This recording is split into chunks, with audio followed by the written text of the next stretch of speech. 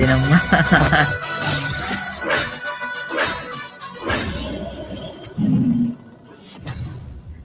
వీరసింహారెడ్డి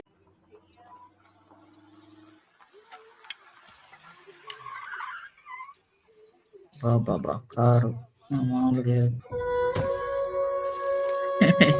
ఈడేంద్ర నాయన. ఇంకా తీసుకో. అరే పెళ్లి కాదా? అవునప్పా. నీ ఇంట్లో పెళ్లికి ఎవరున్నారప్పా? నా ఇంట్లో పెళ్లి కాదప్పా వరదారెడ్డి. ఆ పెద్ద తలకాయ వస్తది కదా, వస్తే నువ్వు వెళ్ళి ఆ పెద్ద తలకాయని పిలవాలా. నేనొచ్చి ఆ పెండ్లిలో ఆ తలకాయని నరకాలి.